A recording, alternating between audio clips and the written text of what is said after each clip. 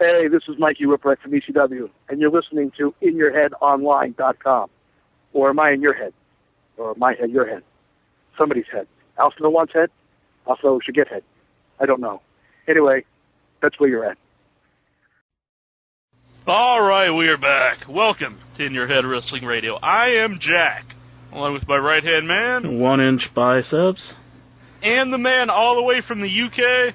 The voice of the beautiful people and the cult of personality, the Lionheart Bobby Richards, Potato Man. Oh, man. And opening the show with us, right off the bat, we got the one and only Chris Hamrick. Welcome to In Your Head. Hey, man, what's up? Well, doing pretty good. And yourself? I can't complain. If I did, nobody listens, so don't do what damn. So, how are you doing health-wise? I'm good, man. Luckily, I don't know how. I watch so much shit on TV, and I'm like, it's a wonder if I'm able to walk. Because I do some stupid shit in the ring. I always have, and I guess I always will. We got, if anyone wants to call in tonight, the number is 508-644-8503. Now, I gotta bring this up, because when I mentioned you were coming on the show, this guy, we met him before a couple times, he's Timber. And he's saying that, like, why are you having this guy on? He sucks. He's a freak. Timber's just mad because he doesn't have any athletic ability. So brawling skills. So promo skills. I guess he's mad because his dad wanted a boy and the mom wanted a little girl, and they're both happy with him. Have you ever... I like Timber. I ain't got no heat with Timber. Me and Timber's good friends. Yeah. Have you worked against him in the ring? Hell no. You wouldn't trust that guy, or what? Sorry? You wouldn't trust working in the ring with him? Right now, a lot of guys talk their shit in the back, and then a lot of guys call it out in the ring. Mm-hmm. The only time Timber says anything is the ring is, oops. Sorry. Which do you prefer? Would you rather work a match where it's, you work it out behind in the back, or would you prefer to call it all in the ring? Me personally, yeah. If I'm working somebody I don't know, mm-hmm. I'm calling the shit in the back. That way I can kibosh any stupid shit they want to try or say they do. Right. So, no offense to anybody, but if I'm wrestling Joe Blow and he wants to go top rope and hit a damn swanton because he saw Jeff Hardy do it on the DVD, I'm not going to lay there and take it because I don't know if this motherfucker got trained by Al Snow watching Tough Enough or not, Right. And, used to back in the day, when somebody wrestled, they knew what they were doing. It was hard business to get into. Now, you buy some damn boots off the high spots. See, that's a cheap plug. And, watch some DVDs and call the promoter and tell him you wrestle for nothing and you're a fucking worker. Yeah, do you think that's bad for wrestling, that it is easy to get into, or easier to get into than it was? Oh, hell yeah. If you don't grow up paying your dues, you don't even learn to respect the business. If it's so easy that anybody can do it now, it don't even make it a challenge. And, some of the shows that I've been to, man, some of these motherfuckers still should be buying tickets. Now, what about, ring gear? Because I know a lot of people come on here and they talk about, they don't like when younger guys don't have, proper ring gear. They're wrestling in, a T-shirt and any sneakers and, shorts. Well, what do you think about that? I think it's bullshit. I think if you go to the trouble of having a show, if I'm a promoter and I'm having a show, I want my show to look professional. The first time a motherfucker comes out in shorts or the fucking shoes with boot covers over them or whatever, right. The key pads, the shit looks indie league, you know what I'm saying? It don't even look professional. Fuck, a Mark can dress like that, Right. Do you have a question from the message board, Incher? Yes, Sheep Herder Monty, he wants to know, why didn't you stay in TNA longer? They quit fucking booking me. I make it a habit of not going to shows I'm not booked all night. So, really, I honestly don't know what happened with that. I'll tell you the story. I went and did my tryout, and they came up and they said, "Look, we're looking to do were looking for like a lucha gimmick. That's what they brought in, all these luchadors that they brought in at one time. And they said, would you be objective, you know, to wear an outfit? And I went, am I getting paid? They went, yeah. I went, well, fuck no. You know, I'm Valet Park if that's what you want me to do, you know. And so they told me, they was like, Bob Ryder told me, he's like, well, I'll get you the outfit. Don't worry about it. Just show up Wednesday. So I show up, and they have me a red pleather outfit, just like the fucking one I wore in ECW. It just didn't have my name on it, and some white mask. Now, I mean, fucking Ray Charles could have told that was me, you know. And I went out there, and I had a match with AJ Styles and Jorge Estrada. And I thought we had a very good three-way. And they told me they were bringing me back the next week. So me being the dumbass that I am, figured if I was going to do the gimmick of the Crimson Dragon, that I was going to, you know, go all out. So I called High Spots, their cheap clothes, and they made me an outfit. And I paid, I think, paid $250 for the outfit, and I wrestled Sonny Siaki and put him over like $1 million. And then they never fucking booked me after that. So I don't know. I don't know what the deal is. Would you like to stay there? Did you like, you know, enjoy working for him? Yeah. Fuck, anywhere I'm getting a payday, I'm going to work, you right. know? I just don't understand why some guys get pushes and some guys don't, but I guess that's just the wrestling business. I mean, we've had a lot of guests, you know, on the show, and a lot of them have, like, put you over, like, that you're a guy, like, they enjoy working with. Do you take that as, like, a compliment that, you know, other wrestlers say, you know, this is a guy that makes you look good, or he's a good guy to work with, he's not going to hurt you? Yeah, because guys don't understand that anymore. You know, wrestling, if you're wrestling somebody, the better they look, and if you beat them, the better you look. If you go in there and you hit fucking every spot that you've ever seen on a DVD or TV, and you beat them, I mean, who have you beat? Mm-hmm. You know? So, I mean, especially if you're a heel, the heel is to make the babyface look good. And, you know, a lot of guys don't do it anymore. Nobody sells anymore. They fucking just want to get their spots in, and they want to look good. And that's not what wrestling's about. Mm-hmm.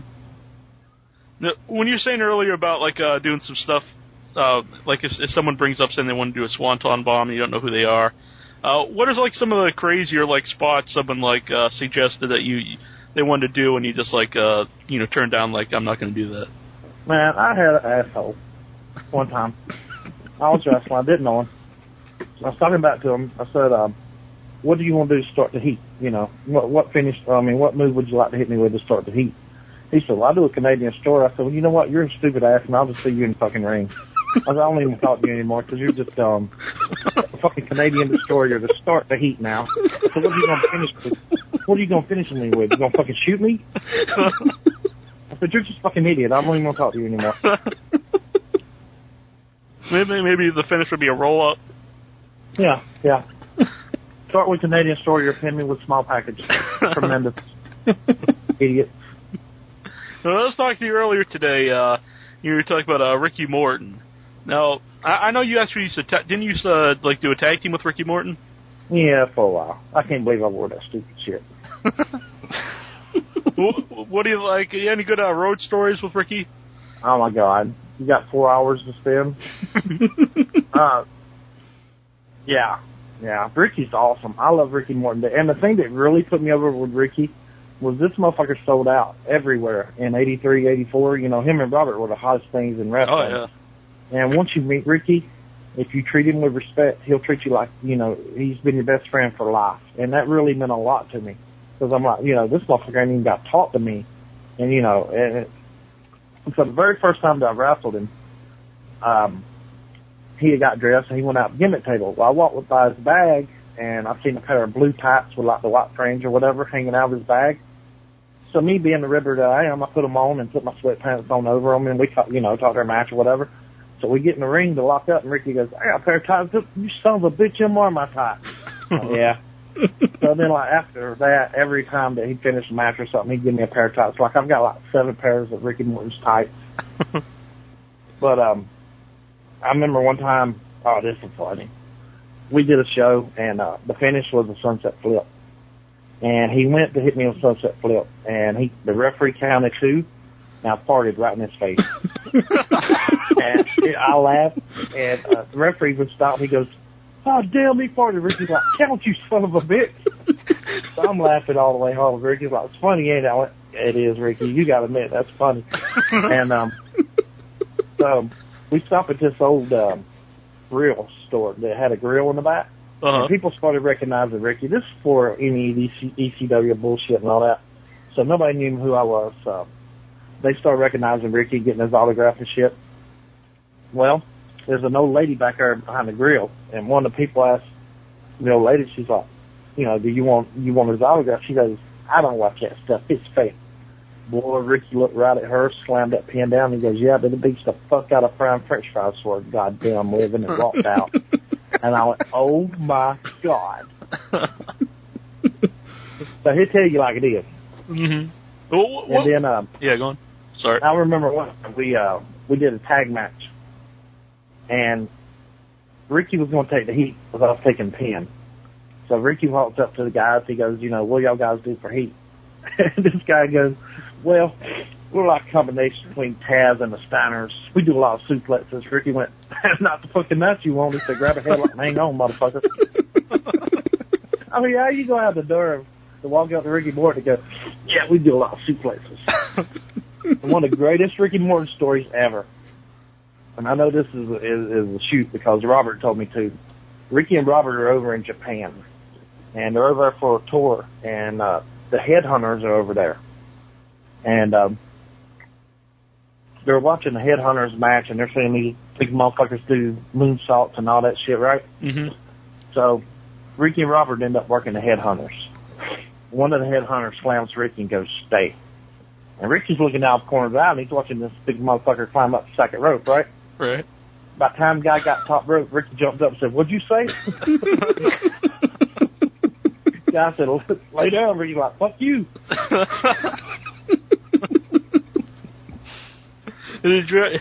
Have you ever been in the ring with the Headhunters?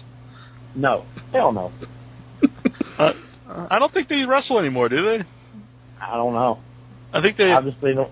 I don't know who they are. I mean, I know there's just two big Abdullah-looking motherfuckers that do a bunch of shit. Right. Now, when you're saying about guys that don't sell anymore, do you think that would be a guy, like some young guys should really like watching tapes of, would be Ricky Morton? Oh, yeah, absolutely. Especially tag teams, man, because, like, especially down here in the South, I try to tell guys, I'm like, you know, you're all about getting your shit in and getting, you know, everything that you can do over. I said, there's a tag team down here called Eddie Golden and Stan Lee. They work as the Beautiful Blondes. And, man, they work old school heel tag team better than anybody in the business right now, because I try to tell people, I'm like, okay, when you draw your baby face in or whatever, or, you know, the heel comes in, let's have the other baby face to roll him up or schoolboy him or something, because you're going to get a bigger reaction now if the baby face has the heel pin behind the referee's back other than the two heels jumping on the baby face. And you know, just watching tapes of the Rock and Roll Express or the Midnight Express or the Fantastic or Tully and Arn, you know, fuck, you can't go wrong with shit like that, man. Even today's wrestling, that shit would still get over. Mm-hmm. Well, why do you think people don't really stay in tag teams anymore? Like, you know, they don't last like a long time like they used to. Because nobody knows how to do it anymore. Me and Tracy Smothers team up at Southern Comfort. And, I mean, I won't work with Tracy because he's a stiff motherfucker, but I'll team with him any day of the week. But, I mean, it's just, you know, and people, even though that wrestling took a whole different turn and it's so different from what it was back then, me and Tracy still get over because we know how to work a crowd, and that's what it takes. You and like Ricky, why didn't you keep the team together longer than you guys were doing it? I think the motherfucker got back with Robert. I think that's what happened, probably. Or either I got tired of getting paid little and working my ass off, and Ricky making all the damn money and doing all the gimmicks and something. I'm sure one of the two. Who were some of the guys like you watched before you got into wrestling that like really made you want to become a wrestler? Well, when I was, let's see, what was that? Between 7 and 9, Crockett used to come to Spartanburg every Saturday night, and then they were in Greenville, South Carolina, every Monday night, and that was our family time together. We'd get the whole family up, and we'd go to Spartanburg and Greenville every Saturday and every Monday. And I remember seeing Flair, and I think at the time he may have been teaming with Rip Hawk. He wore like the shirt, and he had like little flares on his tights and shit. And I just thought he was the coolest thing ever. And we went so much that I would meet Flair at the back of the building and carry his bag from the car to the building, and then meet him after the show and carry his bag back from the building to the car. So at 9 years old, I was Ric Flair's bag boy. Wow. So Flair was definitely, probably from the time I was 7 to 18, there's no other wrestler in the world to me other than Flair. Yeah. I mean, that was who I watched. And then I liked Landell when he came in, and I loved the feuds between him and Flair. It was fucking awesome. Mm-hmm. And then I guess you could throw Ricky in there, Ricky and Robert. And basically that was it. And then I started watching WWF, and now you got to consider, I started doing jobs for WWF in 93. In 93, we didn't really get WWF down here. I knew like who the guys were from magazines and shit like that. So when I went up there and just started doing jobs for them, I mean, I really didn't know who these guys were or what they could do, you know. But, I mean, they were all super nice, and every one of them was, you know, respectful. And, man, Shawn Michaels was God. Mm-hmm. You know, back in the day, nobody could touch Shawn. Nobody. And I never got to work him, and that's the only thing I regret. What did you think about Ric Flair's retirement? You know, Ric Flair versus Shawn Michaels match. You know what? Last week he cried. I did too. It was emotional. I mean, it really was. The way they put that fucking match together, if you did not cry, then you really wasn't a wrestling fan. Mm-hmm. And that's the honest God's truth. When fucking Shawn Michaels, you know, looked at Flair and goes, "I'm sorry, I love you," anybody that didn't cry is not a wrestling fan. Because that shit tugged at, you know, man, holy hell. But it was time for Flair, too. I mean, even though Flair, as old as he is, he still could outwork half the fucking WWE crew. Yeah. You know? Mm-hmm. But he looked so bad doing it, and, you know, it was time for him to retire. It really was. Yeah. And it was good to see him, like, go out on such a big show and such a big match. You know, not just, like, a match on, you know, SmackDown or Raw. You know, to have your last match on WrestleMania versus Shawn Michaels, you know, that's fitting. Yeah, Good that's send not off bad. Legend. Yeah. Not bad at all. Do you have a question, Barb? I do. One of our fans wants to know what you thought of your time working for 1PW over here in England. Steve Gauntlet. There were rumours around, man, that I don't know if you want to touch on. I love 1PW. I love the fans over there. The fans were so respectful and treat you with such good respect. But Steve Gauntlet, the promoter, you know, he treated me like a fucking indie nobody. You know what I'm saying? And I just thought that. And there's a couple times that he would call and book me and then not fucking give me my flight or fucking even get back in touch with me. And, you know, guys, like, when we get bookings, we got that shit down and we count that money for the month. You know what I'm saying? Right. So when a fucking promoter books you, you write it down, and then when he don't call you back and whatever, and then, like, if you turn down other dates for that date because you think that you're going to England, and then it ends up you don't go to England, well, by the time you figure out that you're not going to England, it's too late to get on the other booking anyway, so you just get fucked out of the whole weekend. And, you know, I think he's a fucking bad business guy. There were rumors about him and drugs. My ass. Right. I'm sorry? Well, there were rumors about him and having drug problems. I don't necessarily want to say I know it for a fact, but have you got anything, you know, that might prove or disprove that? I haven't heard anything from Gauntlet. I know that not this last show, but the last show at the Dome, he was supposed to have Tracy Smothers booked. And I sent him like this long email, like, you know, we're a tag team, but I guess I'm not fucking good enough to work for your company. But, you know, I get a reaction. I've got a couple holy shit. I go out there and I bust my ass every fucking show that I do for him. And he sends me this fucking email back going, well, I was just about to call and ask you, did you want to be booked on the show? If you do, let me know. And then I never heard from the motherfucker again. You know, and I just think it's complete bullshit. If you're not going to book me, then don't fucking tease me and tell me you're going to book me.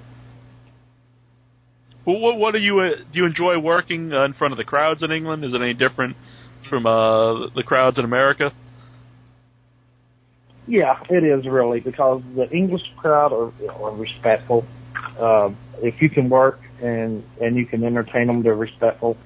Over here, there's just so many.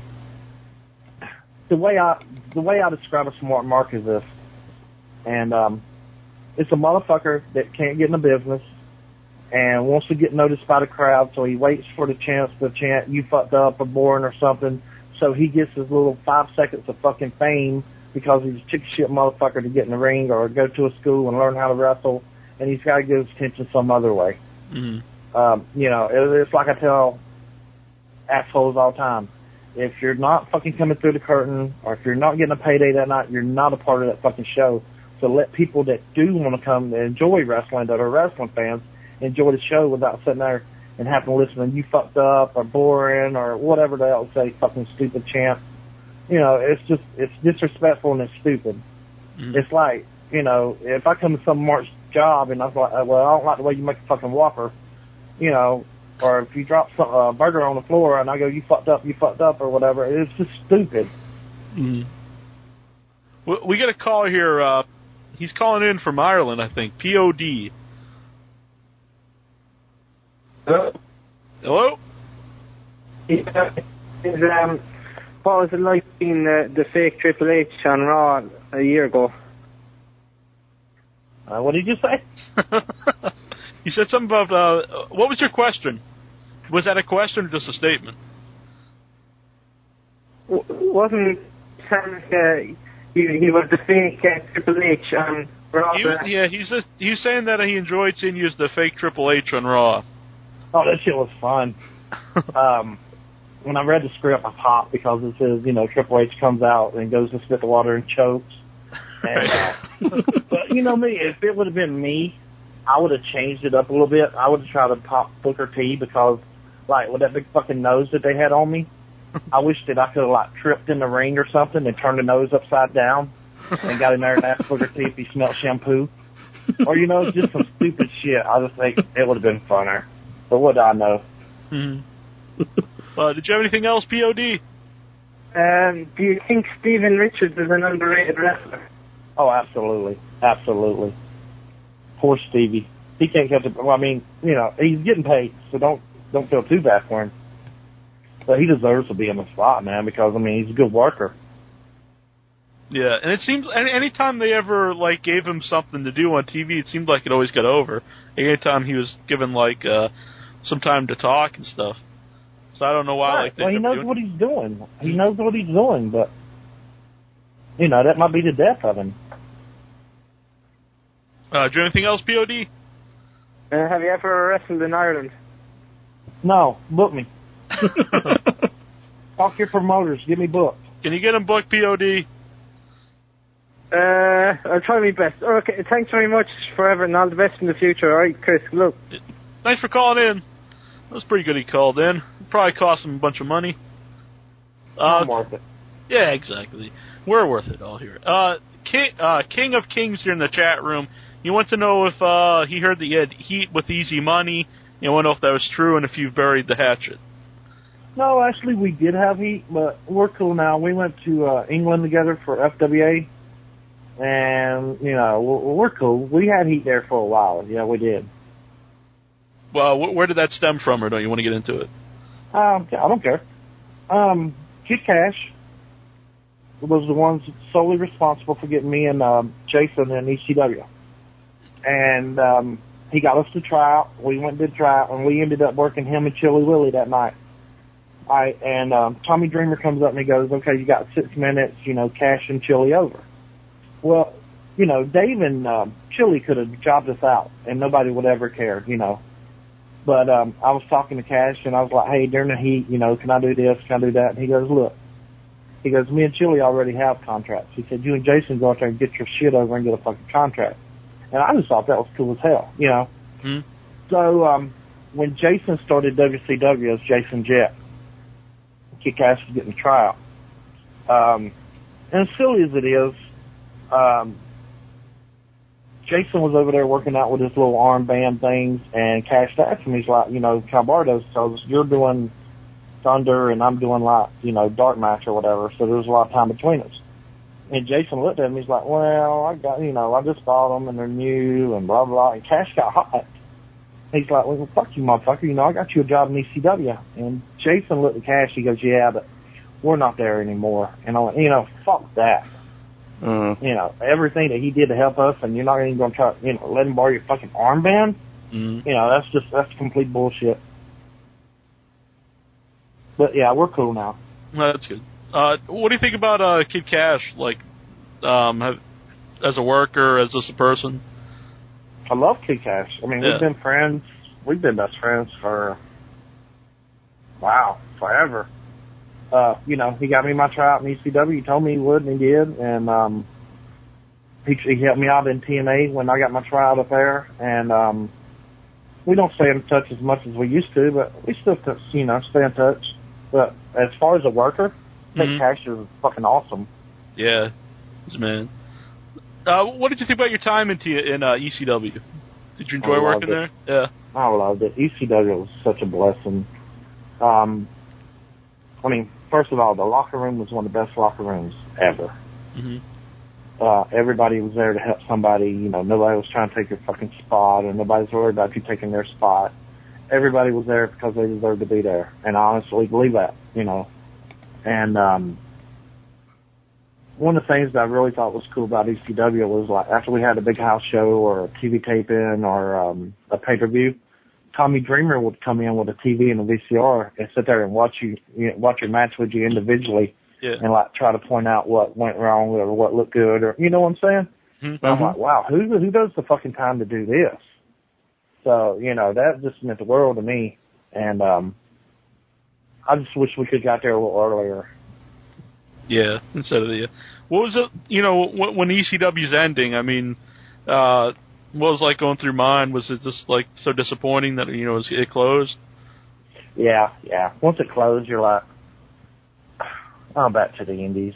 Which, really wasn't bad because I established a name for myself, so I actually started making money for the first time in my career, actually after ECW folded. And actually, I still make money off of the ECW name, so I wasn't getting rich in ECW. Matter of fact, I really wasn't making any money at all, but I was getting exposure, and that's what the fuck I needed, so I had no problem with that whatsoever. We get a call here on the line. We got Jason. Hey, Easy Money? No, it's not Easy Money. Wow. I don't think you are you, Jason? I don't think I'm Easy Money. I'd have to have tights that show my song off, nor do I have a song. I think I'm pretty good. Man, that's a shame. No, that's not a shame. That's a good thing. It was a little disturbing at Guilty as Charged 01. Watch it. But, I have a question? Yeah, I got a question.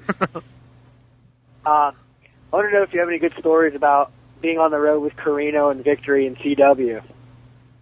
You know what? I've never been on the road with CW or really Jack Victory.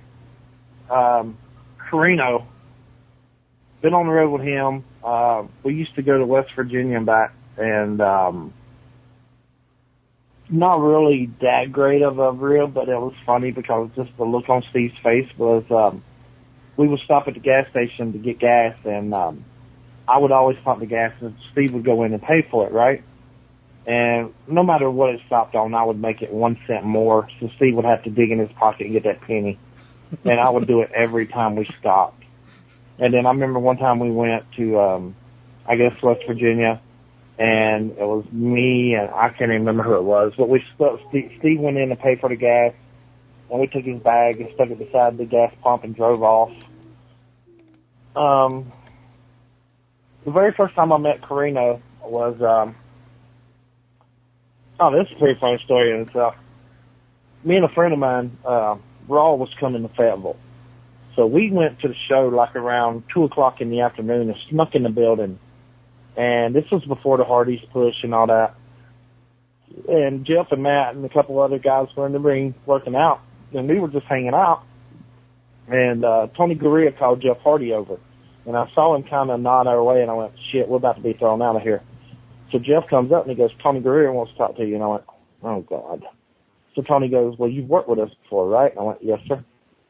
He goes, do you think you can take the bump off the Road Warriors clothesline? I went, yeah.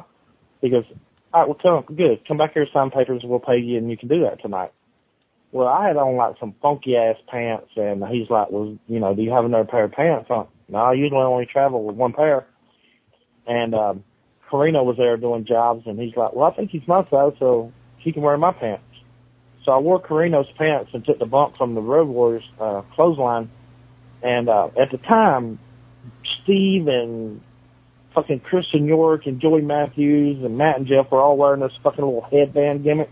Right. And Steve actually had his tucked in his pocket, right? So when I put the pants on, I felt something. I went, man, if that's his underwear, I'm going to beat the fuck out of this guy. But luckily it was his headband. But yeah, that was pretty cool. I snuck into the building. Me and a buddy of mine, we snuck into the building, and I ended up getting to work and making the money. And I actually even told all my friends for sneaking in the building.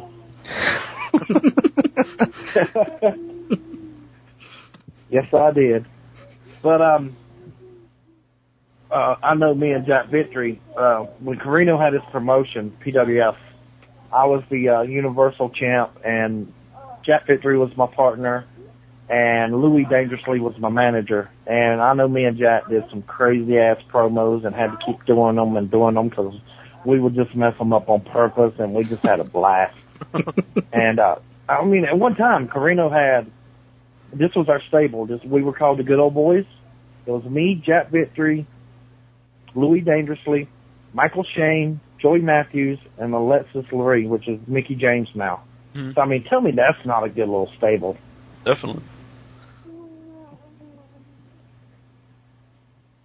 But, yeah, that's pretty much it. The only thing I've got with C-Dub was we went to a show in North Carolina, and we were supposed to be the semi-main event, and we had been paid, and the promoter was a worker, and they originally wanted us to go like 15 minutes, so we had our match put together. Well, after intermission, the promoter comes up and goes, hey, man, everybody's going over their time. Y'all wouldn't mind putting in a little less time, would you, so I can put my match in? I went, we don't usually do this, but we'll do it for you. I'm like, C-Dub, kill the heat. So we went out there 5 minutes, bell to bell, got paid, and went home. What was it like working the ECW arena? Did it have like a special feeling to it? Oh, my God, dude. When we first pulled up that arena, I looked at Jason and I went, are you sure we're in the right place? There's no fucking way this is where we're wrestling at tonight.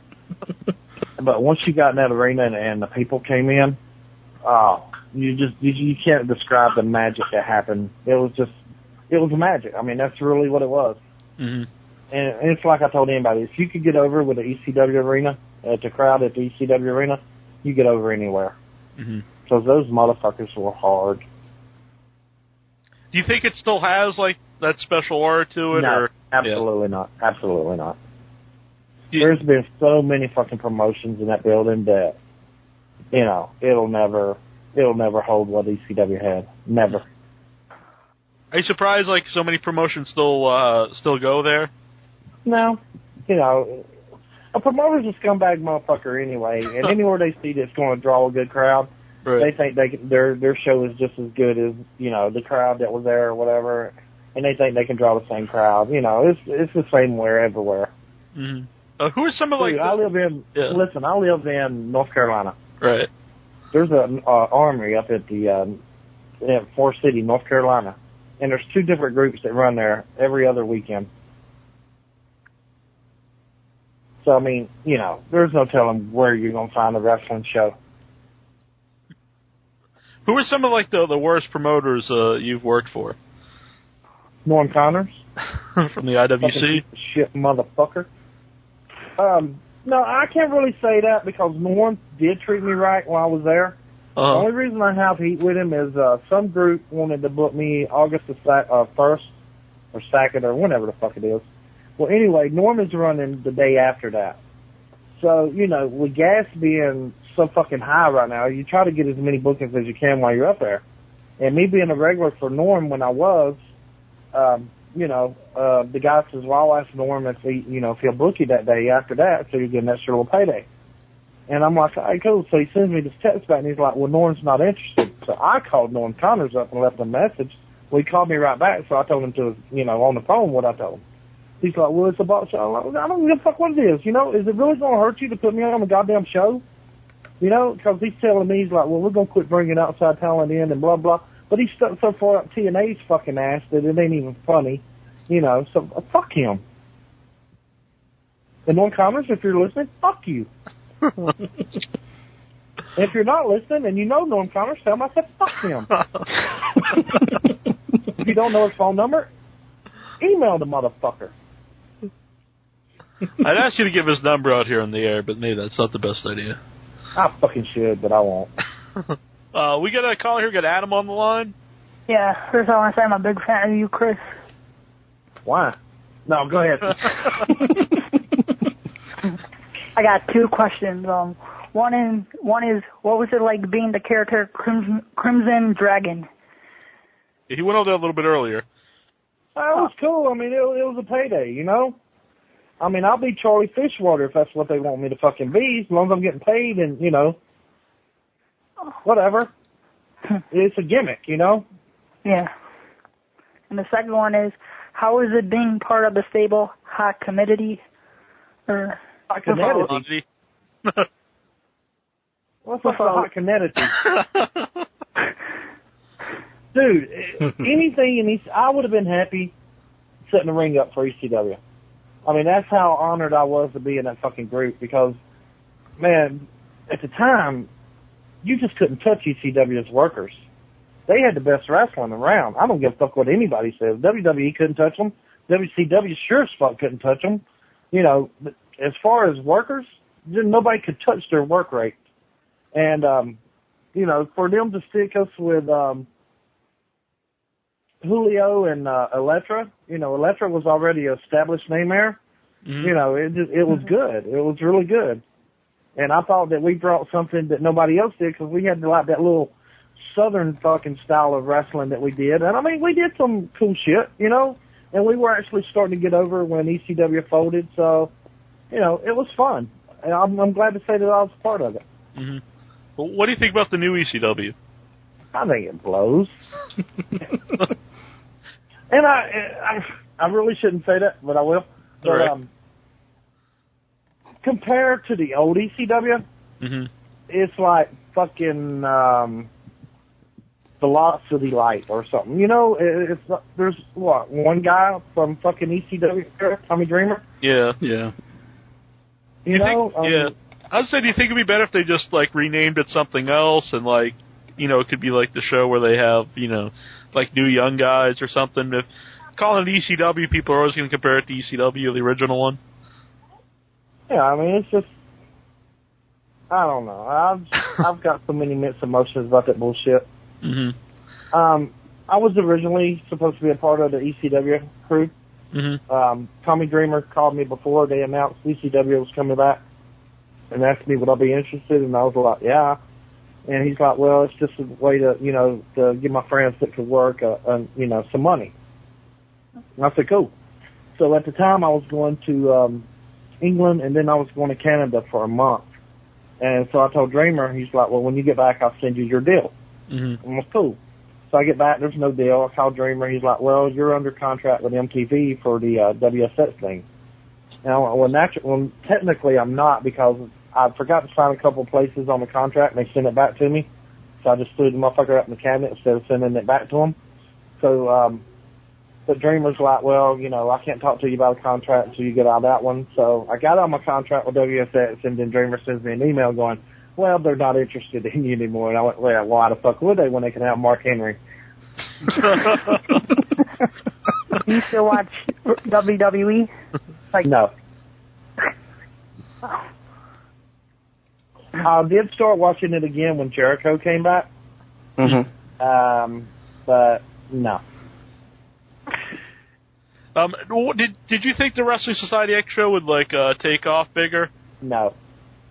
Too much shit happening at one time. You can only comprehend so much shit at one time. And when we did the opening or whatever, and fucking there was one explosion one way and one explosion the other way. New Jack put me through a fucking table, and then there's another explosion. I went, wow. You know, there's too much. Way too much. I know New Jack really talked about you on, I think it was on one of his DVDs. It was kind of, I don't know why, it was kind of surprised me, like, he was saying, like, he was a good friend of yours. What are your thoughts on New Jack? I love New Jack. Mm-hmm. Scared not to love him. No, my deal with New Jack is this, and he also helped give me an ECW, and I'll tell you, when I was doing jobs for Smoky Mountain Wrestling, Cornette brought in New Jack and Mustafa. Very first time they had teamed up on TV or whatever. Well, he ended up working me and Anthony Michaels, and I put New Jack over like $1 million. I bumped my ass off for him, and to this day, he's not forgot it. And that's respect, you know what I'm saying? Yeah. So, we're in ECW. It was probably there, I don't know, 2 or 3 weeks, and Chili Willie, Tom Marquez, and Bill Wiles were in the ring with you during workout, and so they was like, well, this is the show that you wanted. So they started to, like, not really stretch you, but put you through some shit, you know what I'm saying? Stiffen you a little bit, fucking making you kick out of 8,411 holds, and fucking just, you know, making sure that you wanted it. That was their deal. Well, when it come my time, I hear, uh-oh, and I went, uh-oh, what? And I look, and New Jack's taking his fucking earrings out. Well, nobody knew the history between me and New Jack, so they're thinking, okay, New Jack's going to kill this motherfucker now, because he's done it before, right? Right. So he gets in, and he shoots me off. He gives me a hip toss, an arm drag, a backdrop, and a drop kick. And every jaw in the damn building hit the floor, and it was like, what the fuck was that? And New Jack told me, he said, it's going to open a lot of eyes, because to this day, I've never been in the ring during a workout. And sure enough, I was working Chili Willie that night, and Dreamer come up and told Jack, he goes, well, since you like this guy so much, you won't beat his ass after the match? Jack's like, yep. And that's where we started our little feud thing going. But, you know, Jack getting in the ring with me at a workout opened up a lot of eyes, because it showed that he had respect for me. Mm-hmm. And, you know, if New Jack don't like you, you'll know he don't like you. Right. Just a quick plug for us, actually, on our website, inyourheadonline.com. We'll be selling a CD, and New Jack actually recorded a track for us on that. It's a rap CD, so it'll be up on the website soon. So maybe I guess that'll be New Jack's debut in the rap genre. All right. Yeah, so everybody check that out. Now, Wrestling Society X, you didn't think that? How about XPW? You know what? I really, really, really liked being in the SPW. I really did. Matter of fact, again, New Jack asked me told me if I could get out to Los Angeles and pay my own way out there or whatever, he'd give me a tryout. So I actually went out there, and I don't think they knew I was coming, but, you know, then we got New Jack hollering like, what the fuck's my boy going to do? Tell me now. And they was like, okay, well, he's in the Battle Royal. And I went, ooh, that should be fun. You know, what the fuck can you show in a Battle Royal? But then there's only 7 guys in it. And then, like, it ended up being me and the GQ Money and Steve Rosano were the last 3. And I actually got to, you know, show a bunch of my shit. Mm-hmm. And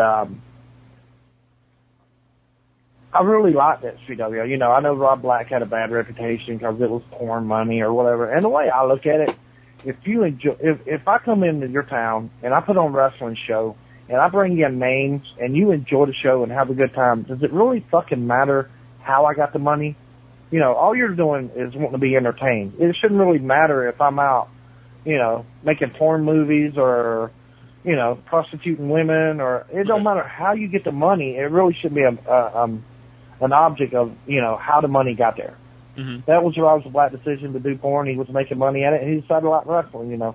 And a lot of people's like, well, he wants to be the next ECW, he wants to be the next Paul Heyman. He didn't. He was just a wrestling fan that had the extra money, that wanted to put on wrestling shows. And I know this because I was middle office, because anytime they wanted a number of the next ECW guy, they called me, and I would hook them up. And so after a while, you know, they made me like middle office or whatever. And me and Rob Black sat there and talked one night, fucking all night long, and he's a wrestling fan. Well, he was until he lost all that fucking money. But, I mean, he was just a wrestling fan like everybody else, you know. He just wanted to put on good shows. Do you think Shane Douglas was a good choice for like a booker in XPW? Absolutely, I do. Absolutely, I do. Shane's a genius, and he knows what works and what don't work. Mm-hmm. And you know, another thing about respect is after we did the debut show at the East Coast at the arena, Shane Douglas called me that Monday, and he's like, you know, I just want to thank you for making the show a success. And I thought that really meant a lot to me. You know, mm-hmm. Shane didn't have to do that, but he was calling all the boys and thanking them because, you know, without the boys, there's no show. And I thought that was cool as hell. Mm-hmm.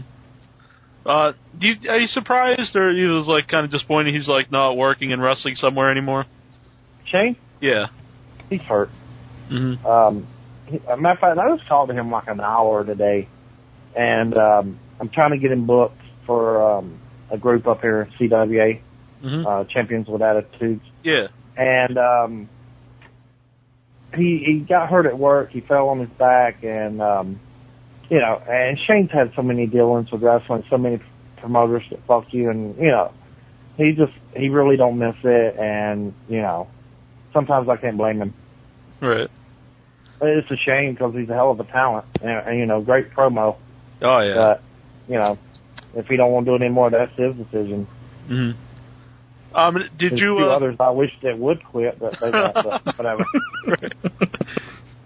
Did you have any, like, good rib stories with Shane? Not really rib story. Well, I'll tell you one great one, and it was so funny just to look on his face. We did the arena show, and the deal was it was supposed to be Chris versus a mystery guy. Uh-huh. Well, naturally, the guy was Candido, right? Mm-hmm. Well, they brought Chris and Tammy in early that morning, and they would not let them leave the building because they did not want anybody to know. So I come walking in, and Shane's like, Hamrick, where you been? I'm like, oh, you know, I'm just outside talking to the marks, telling them that I've been back there hanging with Shane and Tammy and Chris. And he's like, oh, what? I'm like, I'm just fucking with you.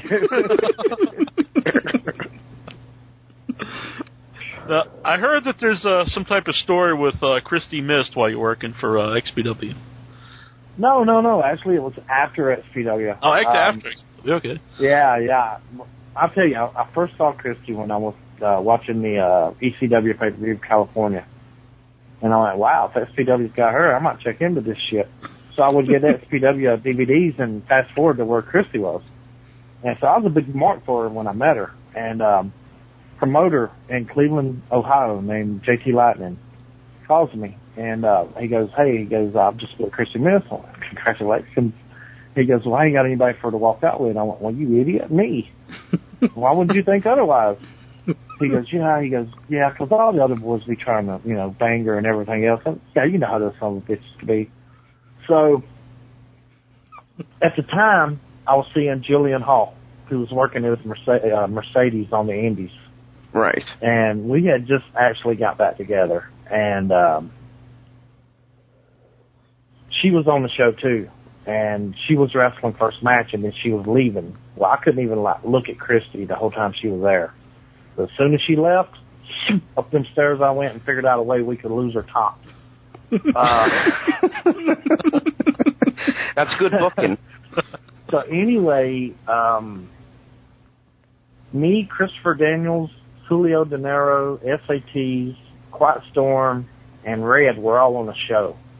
And me and Christy went out and did the show together, and after the show, we're sitting back there in the dressing room, and JT's like, hey, you know, asking Christy, did she ever find the way to the airport? And she's like, no. She's like, I'll just get a shuttle or something. And he's like, what about you, Hamrick? I went, look, dude, I was living in Connecticut at the time, which was like 14 hours. I went, no disrespect, I'm going home. Well, like 10 minutes later, he comes back and he goes, it's snowing outside. I went, yeah, okay, good one. So I went outside, it's snowing like hell. So I'm thinking that's God's way of telling me to stay. So Christy's like, well, what are you going to do? You know, you can't drive in this. And I went, she goes, you stay with me at my place. And I went, okay.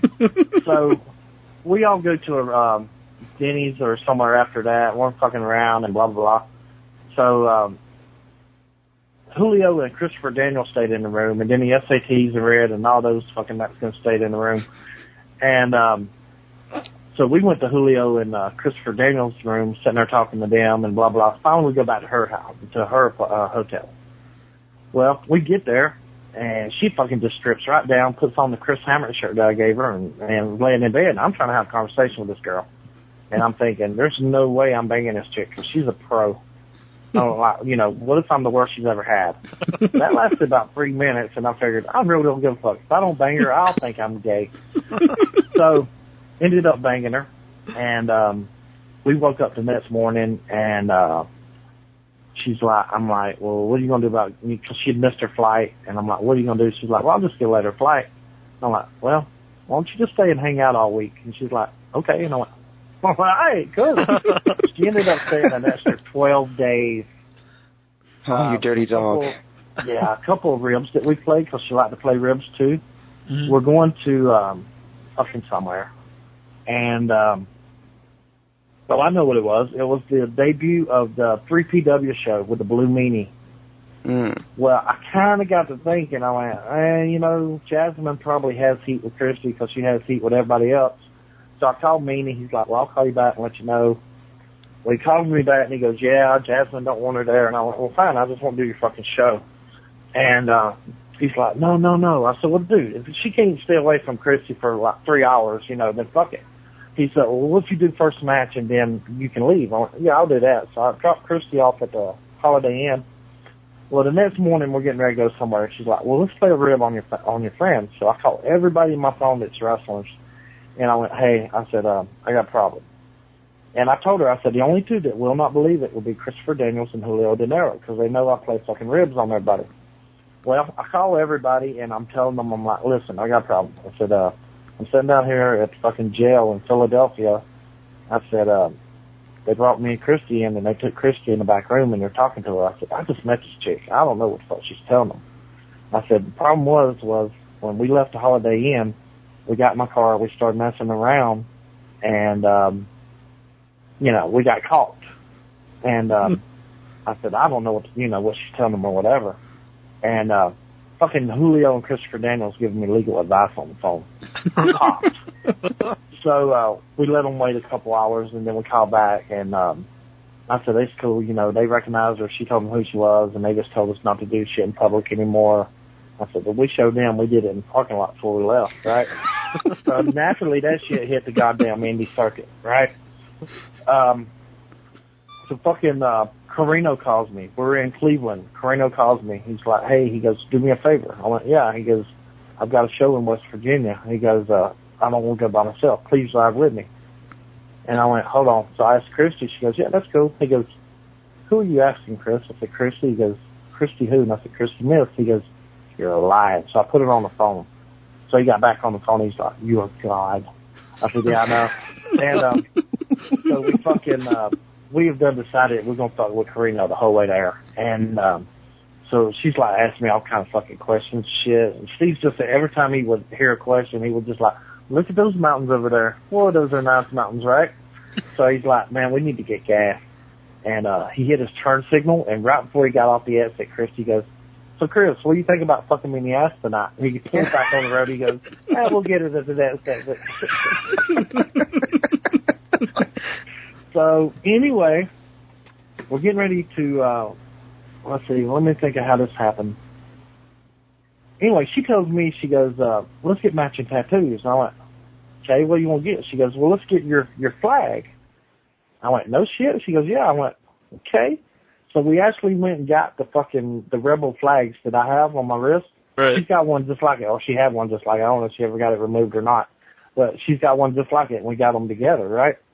So the night before that she's supposed to fly back out of Cleveland, we go to one of my friend's house, indie wrestler named J-Rock. And she's like, let's play a rib on him. I'm like, okay, why not? So I said, just follow my lead. So I told him, I said, listen, J-Rock, I got something to tell you, but you cannot tell anybody. He's like, man, I won't tell nobody. I won't tell nobody. I was like, we got married over the weekend, because it was like Valentine's Day between the time that she came and left, right? Mm-hmm. So I was like, we got married on Valentine's Day. And I said, you can't tell anybody. Next day, that shit was all over the fucking internet. Chris Hamrick and Christy Miss married. I went, thanks for not telling me anybody. I didn't tell nobody. I went, yeah, okay. So, yeah, that was pretty cool. That's pretty awesome. Do you still stay in contact with her at all? The hell no. That bitch don't talk to me anymore. No, actually, she went back to, I forget where she's living, but she went back to California or whatever.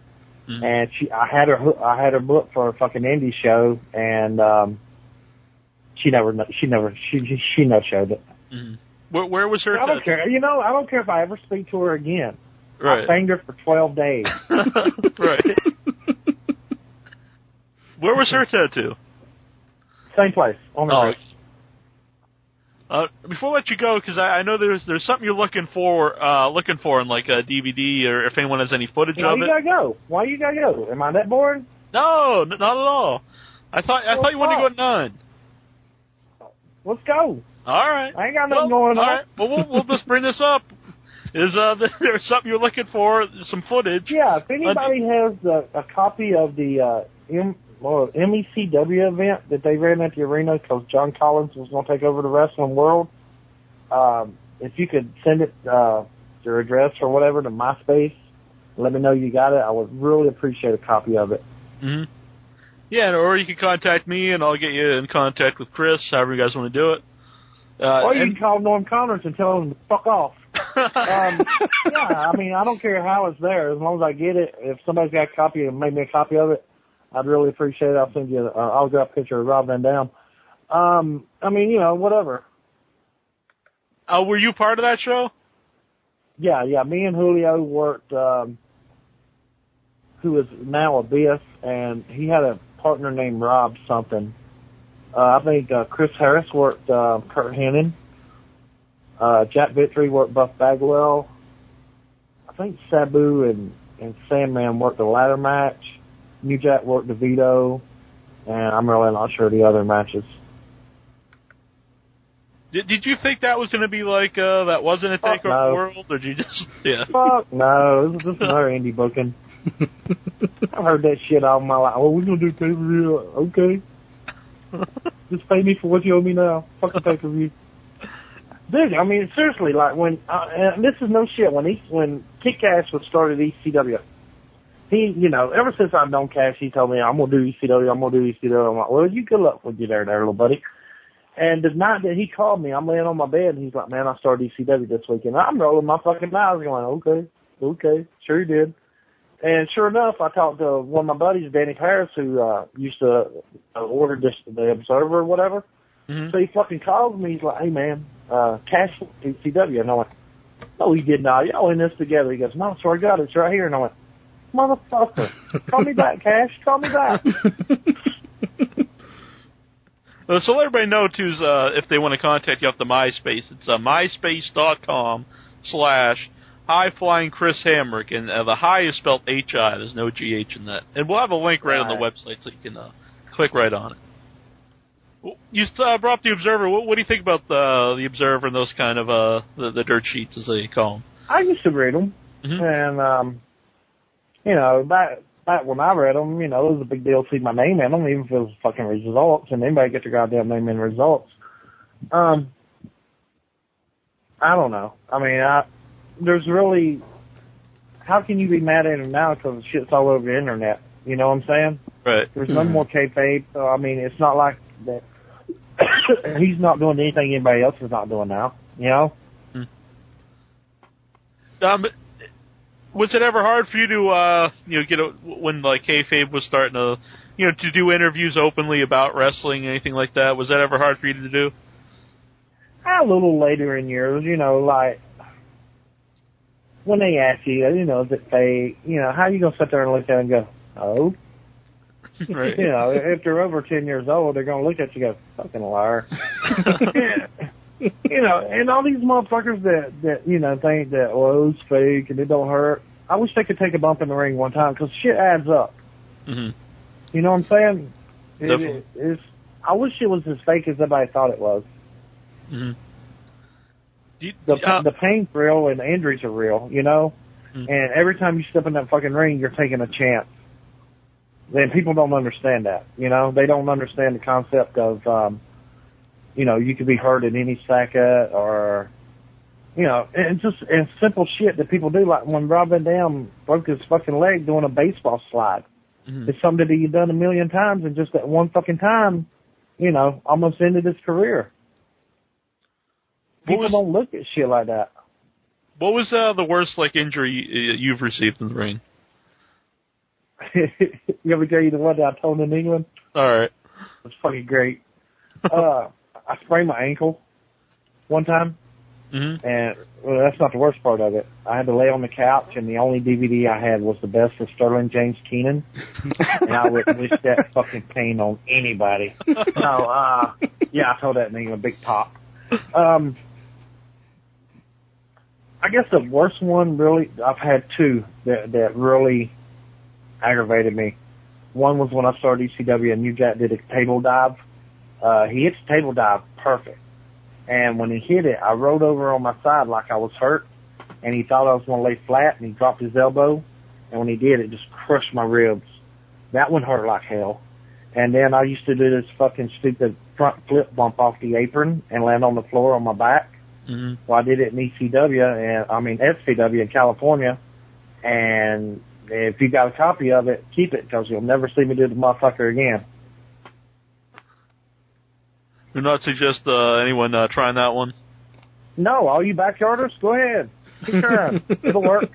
Well, what do you think about backyard wrestling? I think they're stupid. Just simple as that. I think they're, to me, like another organization that I know, and I won't mention because I really don't want that kind of heat, but it has nothing to do with professional wrestling. You know, any fucking, to me, this is the business to me. Anybody, any mark or any fan can fucking hit me over the head with a light tube. Any fan can hit me in the head with a chair, or in the head with a chair as hard as he can. Any fan can do that shit. Any fan can put me through a table or fall through a table or whatever. Staple a fucking dollar on my head or whatever. He'd have to catch me first, but he could do it. To me, wrestling, pro wrestling, is being able to go in there and work spots and put shit together and make it look real and make it entertaining and not hurt the motherfucker that you're working or hurt yourself. That's what pro wrestling is to me. The backyarders, these motherfuckers that dive off barns and goddamn springboard off a horse or whatever the fuck they do, and they think that it's gonna catch Vince's attention. You know, they're idiots. Very, very, very fucking few people have done it. Mick Foley being one, and a lot of people say the Hardys were one, but the Hardys really wasn't backyarders. They had their little trampoline ring or whatever, but they could work. You know what I'm saying? And they understood about work. And they had enough fucking heart and soul to go and get trained at Dory Funk Jr. camp. And, I mean, they're workers. They're not fucking backyarders. You know, back when I seen them, they started working for Italian Stallion. Yeah, they wasn't the greatest in the world, and they really didn't understand psychology, but they could fucking work. And, you know, in the end, it came up to them. But trust me, Vince didn't see a goddamn a tape of them doing trampoline wrestling and go, oh, I've got to have these guys. You know, they paid their dues, they bust their fucking ass, and they deserve to be where the fuck they're at. And, you know, diving off a goddamn barn through cow manure, fucking plate glass with goddamn tacks with the HIV virus mousetrap gimmick ain't gonna fucking get you noticed. People look at you like you're a goddamn idiot, and you are. And any backyarders that fucking got something to say to me can email me at iwcpromoter@aol.com. You mentioned the Italian Stallion and you know, the Hardy Boys. Were you part of that group that was working for Italian Stallion? Would get you booked on like Raw and whatnot? Yeah, sure was. Your story about your experience with him? Well, not to me, because I never fucking went for it. But I do know that they did the booking fees for other guys, right? And they would take over half their money on every trip. And you got to consider, okay, if you're making $150 a night, because like I said, WWE was 3 days back then, and so you're making $450 for the trip. If you got somebody taking $200, $250 or whatever, and you've got 10 to 12 guys, that's a good fucking bit of change. And plus they're paying your trans and your fucking hotel. You know, so, I mean, that was their fucking pay-per-view payoff. And I remember one time Stallion called me. He's like, well, I'm going to have to have a booking fee this time. I went, well, I won't go because I don't see me getting in the ring and doing my shit making you money. How's that fucking helping me, you know? Right. And he took a bunch of shit up there, and they got on him. They told him, it's like, you know, if you can't bring us no better than this, don't come back. So you can bet your goddamn ass my phone was ringing when he got back, and he's like, okay, well, you can go next time, no booking fee. And I went, well, you goddamn right, I ain't paying no booking fee, you know? It's stupid. But guys did it just because, you know, and then there's half time they didn't even get on TV, you know, but they got to say that they went to WWF. Right.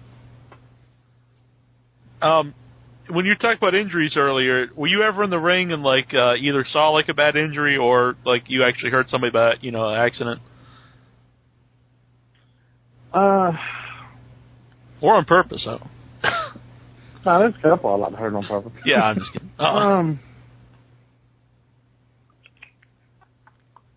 There's one guy, Neil Nitro, who's a buddy of mine, actually. And I do this stupid thing to where the guy grabs me and like he's going to give me a stunner. And I'll throw his feet straight up in the air and come down with like a sit-down tombstone. Mm-hmm. Yeah, it's fucking awesome. Some backyarder gave it to me. Actually, fucking, when I threw him up, I can't tell how far down your head is, you know. And so, like, he was supposed to grab my waist. And he did grab my waist, and his head went down a little lower than it was supposed to. And when we hit, you know, I'm like, dude, are you okay? He's like, I can't move on it. Fuck. Other than that, I really can't think anybody that I've ever really hurt in wrestling. Intern, you got a question from the message board? Yeah, Mac Gaines, he wants to know, what's your favorite match of all time that you've worked? Oh, that I've worked? Mm-hmm.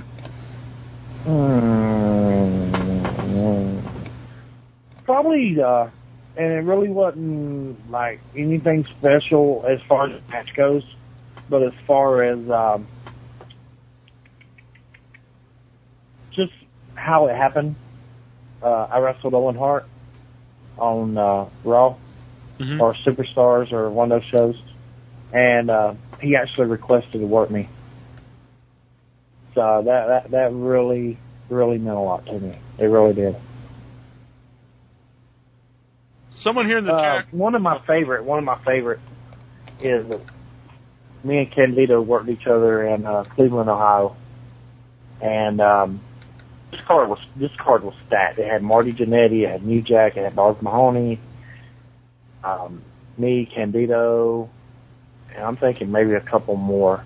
And me and Chris worked each other, and we ended up doing a couple spots in the ring, and we ended up fighting out at the gimmick table. Well, when we went to the gimmick table, they had those fucking rubber masks that you put on over your head. Right. They had those, and we grabbed one. He grabbed Triple H, and I grabbed the Rock. So we get back in the ring, and people calling, put them on, put them on. So we look at the people, and we put the fucking shit on, and we do Triple H versus the Rock for a little bit. And that was fucking great. It was great. And fucking Marty Jannetty cried. He laughed so hard. That was fun, too. That was probably 2 months before he died. Mm-hmm. So that was pretty cool. Did you, have you ever worked with Jannetty besides that? Yeah, me and Tracy worked and a guy named the Deviant up in Cleveland. And that's another thing about Marty, too, man, is the same thing about Ricky Morton. You know, this motherfucker was on top of the world at one time with the Rockers, and once you meet him, you're just like, wow, he's so fucking nice and genuine. You know what I'm saying? Right. He's like that. Ricky's like that. Mike Sanders is like that. Very few people that you meet in this business are really, really, really fucking people that you could just look at them and tell they're nice. You know what I'm saying? Mm-hmm. And the way they talk to you, you just know. But yeah. So anyway, I gave Jannetty a DVD of me, and I'm like, yeah, one day when you're sitting at home doing nothing, if you could put it in and just give me criticism, let me know what you think. Well, it went by like a month. He goes, man, I swear to you, I'm gonna watch it. So fucking he sends me like this long email going, God damn, I knew you was good, but I never knew you was that good. Why you're not in WWE or TNA as the young man? It just fucking put me over like $1 million, the whole email. And I was like, wow. And And that's something coming from somebody like Marty Jannetty that knows what the fuck he's talking about. You know what I'm saying? Oh, definitely. So, that was definitely cool. Have you ever traveled with him at all? I've heard have you ever traveled with him? Because I heard he's a pretty funny guy. No, I would love to because he's a rhythm. Yeah. Who are some of the other guys that we haven't mentioned yet that were like big ribbers? God, I really don't know. Al Snow. Mm-hmm. I told that we pulled. Me and Al actually went to a store in England. As we go into the store, we see Abyss, right? Right. And we go straight to the fucking super glue thing. And Abyss even asked, he goes, what are you guys up to? And we're like, nothing. So, like, just to go ahead and start shit off, we would, I kept Chris's attention, and Al glued his fucking candy bar to the newspaper, right? So we leave, and we come back, and Chris never puts it over. And me and Al was getting hot. And we're like, well, fuck him. So I was like, you just ain't to put it over, are you? He goes, what are you talking about? I went, we glued your fucking candy bar to the newspaper. He goes, man, I didn't even realize it. He goes, it wasn't that I wasn't going to put it over. He says, I was too stupid to fucking realize it. I went, oh, well, then that makes a difference. He goes, I didn't even think about y'all doing that. You son of a bitches. So fucking... Did he just eat the newspaper too, or? Huh? Did he just eat the newspaper, or? Oh, he had to tear it. He may have even had to pay for the motherfucker. I'm not sure. It was just funny as hell. He sat there and watched us come in and buy the fucking super glue, and didn't even put two and two together. But that was fucking cool. I'm trying to think. Nobody really pulls ribs anymore. Me and Carino, this will take a few minutes, but it's worth it. Mm-hmm. Me and Carino, Al Snow's on the tour in England. So me and Carino figured we're going to fuck with Al, right? And the way I got to know Al was I'd been on a couple shows with him, but I'd really never hung out with him.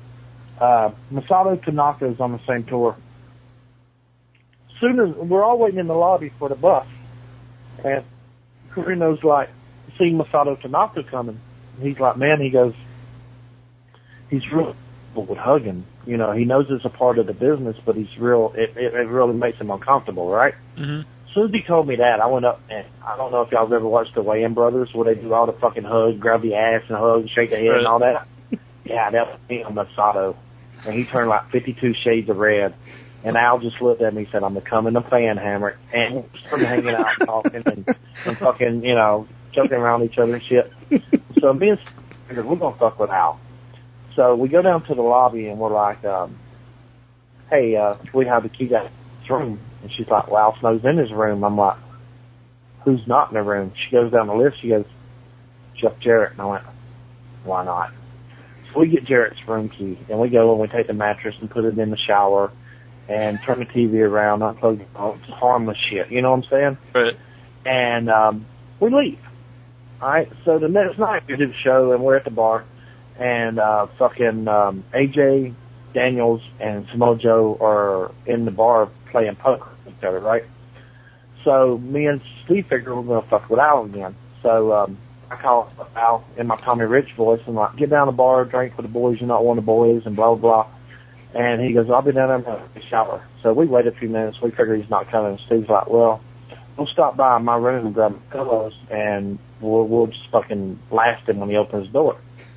Well, me and Steve Carino, being the stupid idiots that we are, we're sitting there talking to Al. He's looking through the fucking keyhole, sees the pillows, and he's filling the goddamn trash can up with water in the bathroom. So finally he opens the door and he splashes the pillows, and they're fucking soaked. Well, the hotel we were staying was you had the lobby here, and then you had to walk down the long hallway to get to the rooms. Well, we would sit in the hallway, and we would fucking kibosh guys as they came through the hallway. And here it was me and Steve had the pillows, low-key lookout, and like when he would reach down to tie a shoe, that meant somebody was coming, and Homicide was just watching because he was fucking thought we was stupid. So we're killing everybody with these. Jared even helped us set guys up. And he's like, Johnny, he goes, I need to get your number, and kabow, and we got him, right? So there's this guy named Jay Phoenix that started just fucking, all of a sudden he's got a pillow and he's joined us. And he's like, hey, he goes, my roommate and his girlfriend are in our room. He goes, let's go get them. So we fucking barred the room, and all of a sudden I look, and Steve and the group's gone, and I'm up here with this chick and guy that I've never seen before, and I'm like, whoa, whoa, whoa, whoa, God damn it. And they stopped, and I smacked the girl in the face and run out the door. So, fucking, we've got everybody. And I look at Steve, and I found this Jay Phoenix is joining us, right? And I said, we could go get the ones at the bar. I said, I'll get AJ. And the guy goes, well, I'll get Daniels. And Steve's like, fuck you, I'm not getting Joe. And then the English guy goes, I'll get Joe. And we went, okay, it's the plan. So we get to the lobby, and we're like, all right, on the count of 3, balls to the wall, and, start banging the shit out of them, right? So we count to 3, me and Steve take a step, dude takes off, and we stop, and we hear, what the fuck? And then by this time, me and Steve's back in the hall with our ass off, right? Here comes the English guy, he's laughing. Here comes Joe, AJ, Daniels, and the rest of the goddamn group.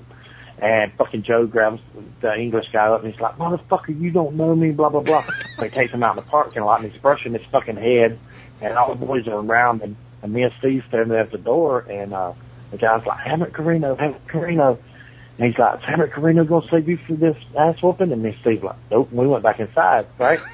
So fucking Joe was hot at us for a few minutes, but then, like, he's like, man, fuck that. Well, I don't know that motherfucker. He goes, if y'all would have done it, it'd been fine, blah, blah, blah.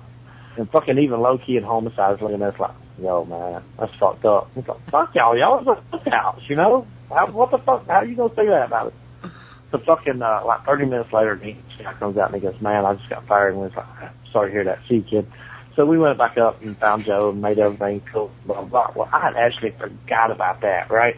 Mm-hmm. So fucking, I'm on the computer and the booker, he's like, hey, did you and Chris fuck up Jarrett's room? And I started laughing. I went, oh, yeah, we did. I went, no, why? Like, well, Bill Barron's is pissed off and trying to get y'all fired and blah, blah, blah. And I said, for fucking his room up? He goes, yeah. I went, fuck Bill Barron's. And so fucking, that was pretty much it. That's why I'm banned from TNA now, because I thought Jeff Jarrett's room up. Ain't that some shit? Do you think was it Jarrett who was, like, really mad about it? Oh, Jarrett was hot. I found out from the boys Jarrett was the one that was hot. And Bill Barron sent an promoter in England like, oh, well, I can't have my guys over there. And knowing that Hamrick Carino's running this room keys and bullshit like that. And fucking, whatever. Oh, have you ever had any ribs? Have you been the victim of any ribs? No, actually I haven't. And it's so funny. Well, I almost did. The first night that I met Colt Cabana, I was on the show for Ian Rotten, right? And Colt come in, I fucking unzipped his bag, and Alex Shelley sitting there. So I tell Alex, I'm like, hey, let's hide Colt's boot. And he won't know where it's at. So he comes in, he's like, oh, my boot's missing. Blah. No, I'm sorry. He walks in. As soon as he walks in, I go, hey, Colt, Alex Shelley stole your boot and it's in his bag. Fucking Colt goes over and basically gives his boot back, right? He lays it back on his bag. And the motherfucker walks out again. Well, when he walks out again, I tell Alex, I'm like, look, here, take his boot, put it in the bottom of your bag. That way he won't see it. Sure enough, Alex Shelley puts it in his bag. Colt walks back in. I went, well, he did it again. It's in the bottom of his bag. So Colt goes over there, starts throwing this shit out on the floor, getting his boot, right? Mm-hmm. Well, what I didn't know was Colt had fucking icy hot the inside of my vest. But it didn't bother me. And I didn't know it until somebody told me. I went, oh, you're a lying motherfucker. And I smelled it, and sure enough, he had done it. I said, well, you motherfucker.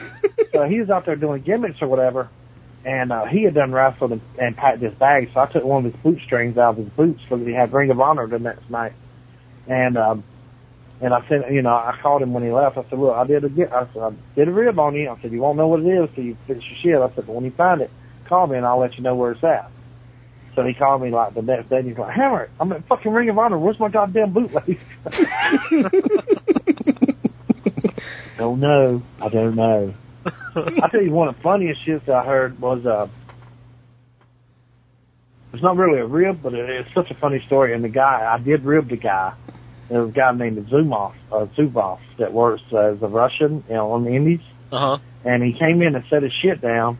And I took one of his boots, and there was actually a refrigerator and freezer in the locker room, so I put the boot in the freezer and zipped his bag back up, and he comes in, he sits down beside me, and he starts fucking going, oh, shit, trying to kayfabe it, right? And I'm like, what? He goes, man, I left one of my boots at home. I'm like, how the fuck you gonna pack one boot without packing the other one? Well, you a stupid motherfucker. He goes, man, I know exactly where it's at, too. It's on my floor in my bedroom. I went, well, you are an idiot motherfucker. I said, well, what are you gonna do? I said, well, go home and get it. He goes, man, I'm 4 hours away. And I went, well, what are you gonna do? You ain't gonna wrestle me with this goddamn clodhopper zone. So I let him sweat it out like an hour and a half. I finally was like, look, go get me water out of the freezer. And he naturally goes to the goddamn refrigerator and gets water. I said, the freezer, motherfucker. So he goes and he finds his boot and he puts it on there and blah, blah. Well, this same motherfucker was in the ring and he was getting pinned. And he was calling the spot to the guy that was pinning him and forgot to pull his fucking shoulder up to count it out. Calling the spot. Now, that's awesome.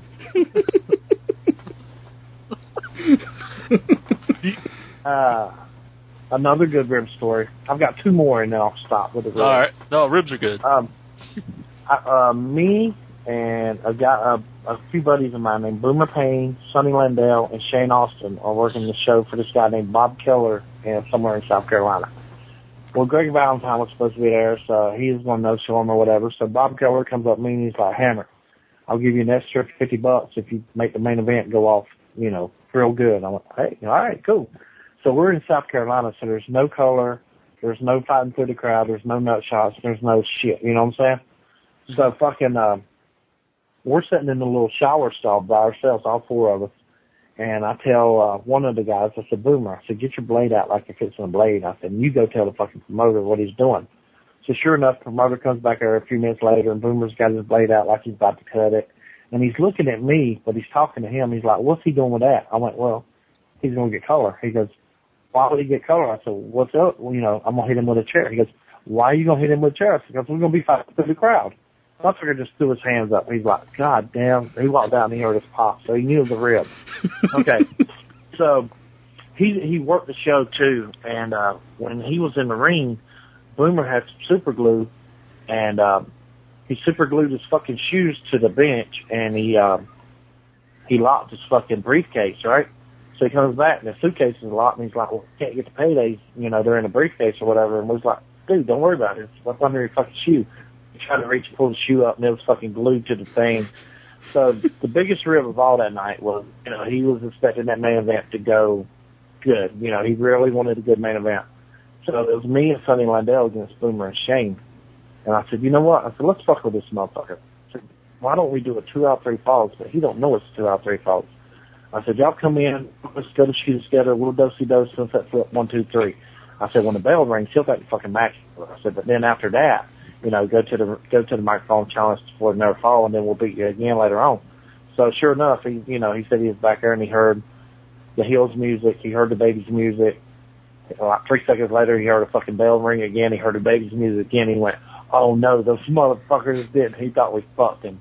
But we ended up doing another fall, which went on like 30 minutes, so it was all cool. But just the look on his face when he thought we went 3 seconds was fucking great. My greatest rib of all time so far was a little fucker named Neil Nitro. And ain't it funny how he's the one that got hurt by me? But it was totally accidental. Swear to God it was. Used to wrestle for a group up in Spartanburg, APW. And I was up there one night, and he hands me this fucking tape. He's like, hey, take this home and watch it. And it had Best of Hot Commodity in ECW. Hey, cool. So I bring it home, and I'm watching this fucking porn, right? It's like 4 black guys banging this white chick. Well, as soon as I saw it, I called my friend Sonny Landell, and I was like, look, you've got to call this motherfucker and say, look, man, he fucked up. Hamrick was about to get married like 5 years ago, and before he could get married, his wife got raped and killed by black guys. And I don't know what the fuck made me think of it when I saw the porn. But anyway, my friend called, well, he didn't call him, but he saw him at the show next week, and my guy comes up and goes, hey, have you talked to Hamrick? And the guy's like, dude, I don't know, do you? So he sat down and told him, and dude was scared to fucking death. It was probably another 3 weeks before I was on the show with him. And I knew he was fucking scared. His friends come up going, man, he won't get out of the car, blah, blah, blah. So I started talking to one of my friends, and I see the motherfucker walking up the hill. Right when he got to where he could reach me, I walked off, right? So I had all my friends to come and get in the car and so they could see what was going to happen. So finally I go grab him in the locker room, and I said, look, man, you need to talk. And we went out, And I said, look, I know I've said it on some of my shoots, and I think you're a fucking asshole for bringing it back up. I said, you know, best thing you do is stay the fuck away from me. If we're on shows together, you know, just don't talk to me. I don't think you're a fucking asshole for what you did. And he was shaking, and he was like, I swear to God, Chris, if I would have known, I wouldn't have done it. I didn't have a clue. I went, fuck you, I think you're lying. I had a switchblade knife. I popped the motherfucker, I held the blade to his throat, and I said, I got one question for you, motherfucker. He goes, what? And I went, you really got a good worker? I said, you just got ribbed. A fucking tear ran down his eye.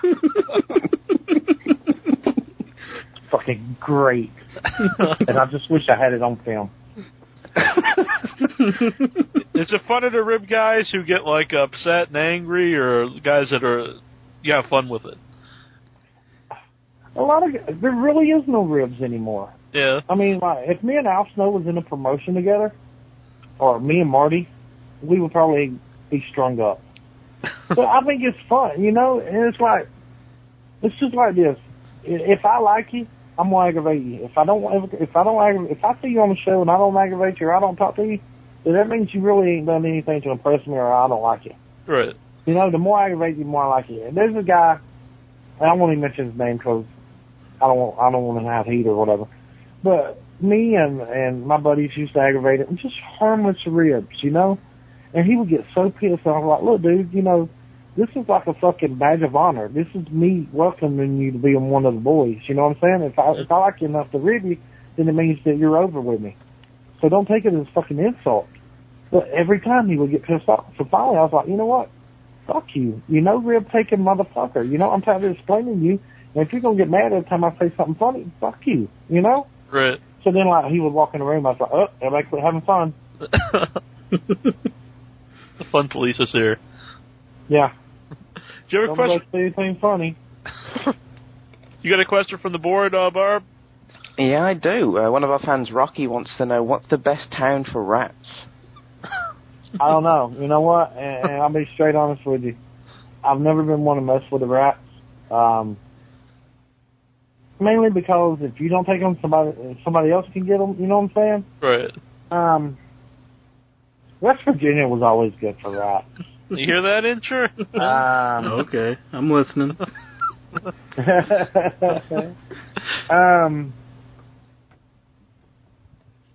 Philadelphia was pretty good for rats. Really, there is, and I'll be honest with you, there is really hardly no more rats in the business anymore because they're all in the goddamn business. Oh, they're all valets now.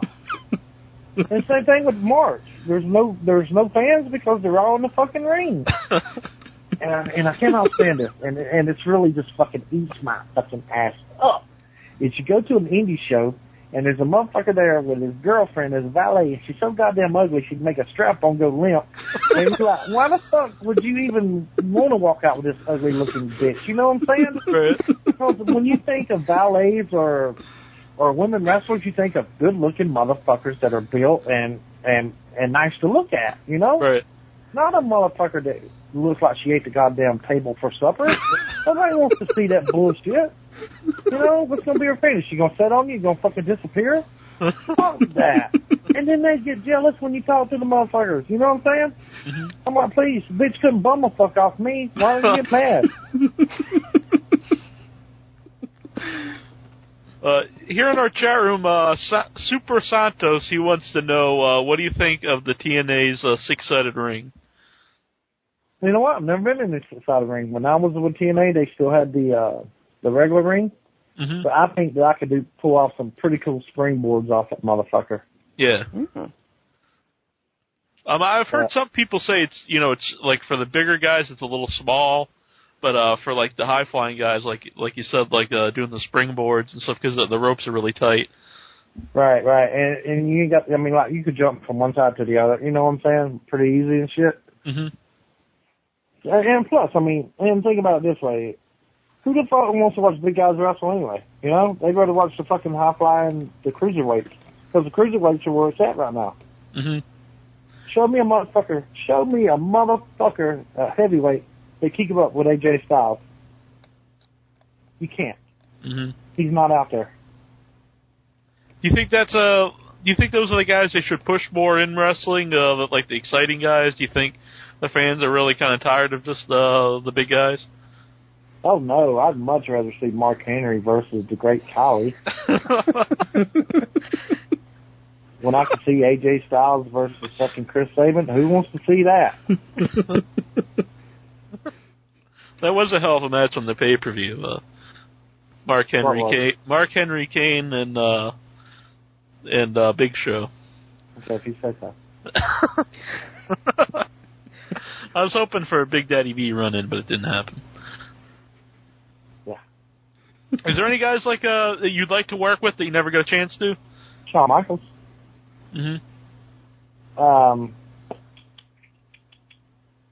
Can't really think of any that I would just like to fucking, when I see him, I'd be like, oh man, I like to work him. Yeah. Other than Shawn. I would love to work Shawn. I've worked almost everybody that there is. Right. At one time or another. Yeah, I can't really just think of anybody. I'd like to work Teddy Hart. If he wasn't such a fucking idiot. I think that's part of his appeal. It is, and I mean, I like Teddy. But just the shit that I've heard and some of the decisions that he's made, you know, I don't think his elevator goes all the way to the top floor. Yeah. But he is a fucking phenomenal worker. You know, I'll give him that. Yeah, we've had him on the show. He's a really fun interview, too. Better than George South? I'm not going to compare our guests, I guess. They're like children. Right. You love them all. Yeah. I'm glad anyone's ever come on our show. Right. There is one guy that I've become a pretty big fan of lately that I'd like to get your opinion on. Have you ever wrestled Mitch Ryder? I don't know who the hell that is. Oh, man. He's wrestled for Chikara. No. All right. He wrestles for Chikara. I don't know if you're familiar with Chikara. No. Quackenbush's group. Yeah. Yeah. He's a little different than the normal guys there. He's a Memphis guy. He's got the southern accent. Yeah, no clue. Yeah. Great worker though.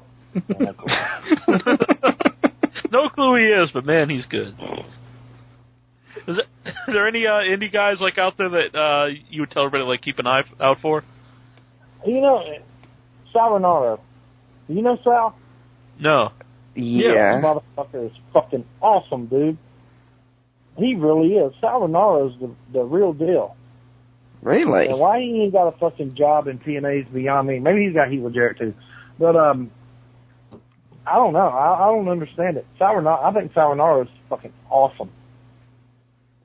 I'm trying to think if there's anybody else that just really fucking blew me away. Justin Idol. You ever heard of him? You know him, Barb? I can't say the name's ringing a bell. Justin Idol. Where does he work? Very underrated. I'm sorry? What area does he work in? Is he a northeast guy? He's Pittsburgh. Okay. Yeah, he works for that piece of shit Norm Connors. I'm trying to think if there's any. John McChesney's good.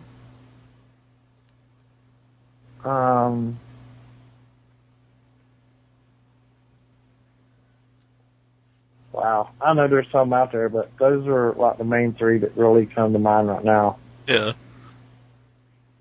Well, if anybody's, would you tell everybody to like support their local indies? Yeah, because I mean the indies are 10 times better than the Big Fed because they're more fan friendly, and they go out there and they bust their fucking ass because they know they have to. They can't fucking lay back and wait for a pay-per-view to show you their shit. You know, these motherfuckers, half of them have never been anywhere. They're just as happy to be in front of a crowd, and they're going to go out there and bust their ass and, you know, do what they can or whatever. 110 times, you know, it ain't right, but they still do it, and you have more fun at any show, you know, because you ain't got security telling you to sit the fuck down or, you know, pushing your way when you try to touch a wrestler or actually talk to somebody and get an autograph. They're just more fan-friendly. Now, would you have any advice for, like, an indie promoter out there? Like, you know, you could still make money, but not, you know, not try to take over the world, not try to, like, beat WWE, not try to go to pay-per-view? No, because an indie promoter is kind of like an indie wrestler. They've already got in their mind that they're the next big fucking thing, and Right. half of them should just fucking quit and just watch shit on TV. Do you run any promotions yourself? Fuck no. Wrestlers are the biggest crybabies in the world. I wouldn't put up that bullshit for nothing. Okay, I'm not putting this over. I'm not putting this over. Fuck off. Have you worked for? I guess that's one of my downfalls. And Carino's always told me that I'm too nice for this business. But, I mean, if you bring me in and want me to put somebody over, I don't have a problem with that. I mean, you know, it's like one time a motherfucker in North Carolina. I don't even remember what promotion it was. Right after ECW folded, he brought me in to put his little champ over or whatever. You know, that's cool because that's what a lot of guys do with names or whatever. And it builds, you know, if you're not bringing it back, who the fuck cares anyway? You know what I'm saying? Mm. If it's going to help build your guy to say that he beat Chris Hamrick, well, fuck, get in line, bitch, you know? So, this motherfucker, I walked by and he's bragging to his friends. He's like, yeah, I'm going over Chris Hamrick. And I went, what? I said, yeah, but Chris Hamrick's making a car payment. You're making gas money. And I said, the only one that's going to remember it tomorrow will be you and your fucking marquee friends there. So you go with me 7 nights a week, motherfucker. You know? Who cares? Who fucking cares? Have you ever complained about doing a job for somebody? Or what do you think about people who do? I've actually went in and changed the finish and put people over before because it made more sense. Mm-hmm. I've never, ever refused to do a job, ever. Mm-hmm. Because, like I said, who the fuck's going to remember it tomorrow anyway? Or who's going to remember it if I'm not the main event, you know, by the next match, they forgot it anyway. So who fucking cares who goes over? You know, when I go cash my check at the fucking bank, they don't ask me, well, did you go over or did you lose? Who fucking cares? Just give me the money, you fucking cunt. You know? I think that's a good piece of advice for all the kids out there. It is. Nobody cares who wins or loses. You don't make any more money. You know what? Matter of fact, that was going to be my next shirt. Losing pays the same as winning, and then the back of it would be just takes less effort. Well, we really appreciate you coming on tonight. It's been a lot of fun. A great interview. We'd love to have you back sometime. Sure. Yeah. If you haven't, unless you're just totally sick of us. But anything you want to tell our fans out there? I was just wondering why y'all wrestling me off so quick. Well, we actually only got a few minutes left of the show. We just want to talk a little bit about Raw, I think, when we come back. Fuck Raw. It's been an hour.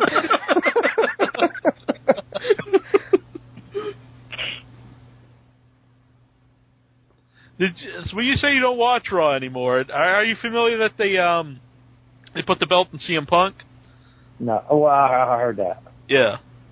Are you surprised? Good for him, man. Good for Punk. I haven't made some motion about that. I'd rather not get into that. Mm-hmm.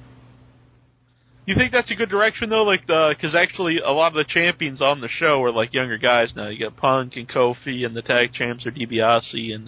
yeah, the only problem I have with that is if your fucking last name is... if you're second generation, you're automatically in. Mm-hmm. You know, I mean, that's kind of bullshit, because I just don't see it in some of the guys. I don't think that your last name and dad of your dad or whatever automatically secures you a fucking spot in the WWE when there's guys out there that deserve it more, just because their last name ain't fucking... I don't know, I won't go there. But just because your last name ain't there, you know, I don't think that automatically gives you a fucking spot. Mm-hmm. Have you ever, like, worked with any, like, second-generation guys who just, like, thought they were better because they were second-generation? Not really. I mean, schedule worked David Flair forever, and he fucking no-showed me all the time. Bless his heart. But you really can't blame David neither. I mean, you've got this kid that, you know, that they want to throw on fucking TV and give a bunch of fucking money to. How the fuck are you going to say no to that? Mm-hmm. You know, even if he never even wanted to wrestle, that's enough to make you go, okay, well, this is more than I can make it my fucking job. You know? It don't matter that I'm the drizzling shit, so it's just they're paying me. And you can't blame his fault being the shits because he just wasn't ready. Mm-hmm. you know, and you can't blame David for that. David's a good guy. Mm-hmm. Does he still wrestle? Did he ever? No, I don't know. I haven't heard anything from David. Like I said, every time that I was scheduled working, he no-showed me. Chick shit motherfucker. What was the youngest Flair? Because I thought he showed, like, even though he's, like, 11 years old when he's on Nitro, I actually thought he had, like, more charisma. That's man, Reed. Yeah, Reed Flair. He's down to developmental now, ain't he? I believe so. Yeah. Or he's on his way. I think he's down in Florida. Mm. Because I remember that when he was on Nitro that time, and like he pushed Eric Bischoff, and like I think he was only 11 or 12, but he actually showed a lot of charisma, a lot more than I thought David did, at the time. I don't know. I didn't watch that shit. It was fake. Wasn't he wearing like amateur wrestling gear and had a medal around his neck and everything? I think so. I can't remember why. I just remember that he was wearing it. It was quite strange. They got Steamboat training now, right? Yeah, I think that then they both were pretty big collegiate wrestlers. I think. Well, didn't the finals come down between the Flair's boy and Steamboat's boy? They might have. Flair Steamboat. I thought I read that somewhere that the finals came down between those two. I went, wow, they made money off that motherfucker. You probably filled it with wrestling fans, and it would have drawn. No shit. There you go. You worked for WCW for like a brief period, didn't you? Hell no, I did one show for him. No, it was very brief. Back when Ron Simmons and Butch Reed were doomed. That's how fucking long it's been. Oh. That's a good tag team. But to me, I didn't like it because just opposite of WWF, they had the attitude of, well, if we hurt you, fuck you, they'll give another job tomorrow night. You know what I'm saying? Mm-hmm. And I just don't see me giving you my body and you taking advantage of it just to get yourself over, you know? Mm-hmm. Because, I mean, face it, a lot of guys needed jobbers to get over.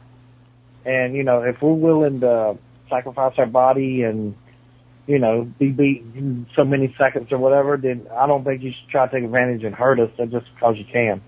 All right. Did you run into that problem when you were there with Doom? Like I said, no, actually I didn't with Doom. I didn't. Mm-hmm. So you could tell that was the attitude of some of the guys that were there. Mm-hmm. Yeah, when Nitro took off and it was the Monday Night Wars, did you ever try to get into Nitro to be in the cruiserweight division, anything like that? No, man. I gave a tape to Terry Taylor at the same time Cash did, and they called Cash back. So right. Whatever. I mean, I'm not gonna beg for a fucking job, unless you're listening, Vance, and please have a fucking job. No, but I mean, I never pursued it. And I guess that's one of my big downfalls, even before ECW. I never even pursued ECW. I was just happy doing the indies. I don't know, I was just a fucking idiot, I guess, Would you say Nitro really, made, the majority of wrestling fans see that, smaller guys were really good, the way they pushed, the cruiserweight division? With what now? Do you think Nitro really helped out the smaller guys on the mainstream wrestling because they really pushed the cruiserweights as a big deal? Well, in a way they did, and in a way they didn't. Because they could be having a goddamn great match going on, but then you flash back to fucking Hulk Hogan arriving. You know what I'm saying? Yeah. They always did something to fucking make something seem more important. Mm-hmm. It was just in a way, yeah, and in a way, no. Mm-hmm. Do you think the big two? I think ECW is the one that started the small wrestling. Giving me the shit. You know what I'm saying? Mm-hmm. Do you think since the other two really copied a lot of stuff from ECW, when ECW finally got a TV deal, people might not have seen it before, kind of saw it as a copy of WWE in a way, even though they were the ones who started all that stuff? Not really, because I mean you could just tell with ECW it was more, not really more real, but more, I don't know what I'm trying to say here. I guess the answer would be no. Yeah. Just with with WWE, you could tell, when they're out of their element, you know what I'm saying? With the hardcore bullshit, you could tell that it was nowhere compared to what ECW was doing. ECW looked more authentic, I guess what I'm trying to say. Yeah. Besides the ECW Arena, like, what were some of the other places, like, is like a place you really like to wrestle in? Oh, I love the Hammerstein Ballroom. Yeah. Loved it. And the Dome in England. Looks fun. You been there, Barb? No, every time I plan to, things fall through. That sucks. Do you think that would be better for, like, the ECW show, like, if it was, like, in the smaller, like, the actual ECW crowds? Not with the workers that they have, no. Right. They'd probably get killed. They'd get booed out of the building. I mean, they can goddamn wrestle in the classroom, and it ain't gonna matter because you think about it. If fucking out of everybody there, the only guys that would ever make it in the real ECW, Kurt Angle would have got over. Mm-hmm. Edge would have got over eventually. Mm. Punk would have been there.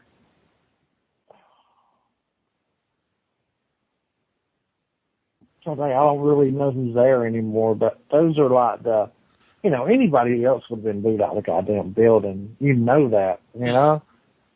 Which kind of worked on that one pay-per-view when Cena was on it, because he was just getting, like, booed like crazy. But if, like, all your guys were getting booed, it probably wouldn't be good. Did you see any of the One Night Stand pay-per-views? Because I thought those were really good shows. Is that the one where JBL blasted Meanie? Yeah. Yeah, dickhead. I think I did see it, and yeah, I did, because Jericho worked Benoit, right? Yeah. Yeah, what a great fucking match they had. Mm-hmm. I think Jericho wrestled Lance Storm, didn't he? And it was Eddie and Benoit. He did. Well, Okay. yes, he most certainly did. He did. He worked Lance Storm. Mm-hmm. Eddie Guerrero worked Benoit. Yep. Because that's where they had a problem with the finish or whatever, right? Because didn't Eddie tap out to the crossface?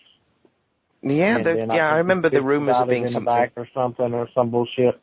Yeah, there were rumors that there'd been a problem because it didn't look like Eddie was really selling the crossface for the most part. So I think he got pissed off at something. I can't remember. Right. And Cash worked Tuco. And then Masato Tanaka versus Mike Awesome. That was like one of the highlights of the show, I thought. Right, because they're the only one that did ECW shit. Mm-hmm. Which and I they got over better than any match on the show. Yeah, I thought that was good for like Mike Awesome because like a lot of people, you know, I mean, he went to WCW and had like those stupid gimmicks, and then he really didn't have any good matches in WWE, and so like he got to. I thought he kind of like proved that he still was really good with that match with Tanaka. Right. And I don't know if you saw it or not, but JBL, like, in a way kind of ruined that match because he kept kind of making fun of, like, all the stuff they were doing. Like right. All they were doing making fun of it, and I was like, man, y'all motherfuckers wish you could do it, you know? Mm-hmm. But then again, you know, it was part of their gimmick to, you know, be making fun of it and shit. But, yeah, I thought it took away from the match, too. Mm-hmm. Do you think in a way the new ECW is taken away from the legacy of the original ECW? Never to the real ECW fans. Yeah. You know, nothing will ever tarnish that. When Paul Heyman quit, ECW died, and that was it. You know. Mm-hmm. You know, nothing Vince could ever do will ever take, you know, what they had. What was it like working for Paul Heyman? It's fucking great. He intimidated the fuck out of me. But I did most of my dealings with Dreamer anyway. You know what I'm saying? Yeah. Well, it was great. I mean, I love ECW. I hate it, you know, that it ended clean. Do you think Paul Heyman could still like, you know, if someone would bring him in like a either TNA or like a new promotion, do you think he could still be like a guy that could just come up with so much, you know, creative angles and everything? Fuck yeah. Man's a genius, you know. Mm-hmm. Bad business guy, but genius. Only thing is, if Paul tried to start another promotion or whatever, mm-hmm.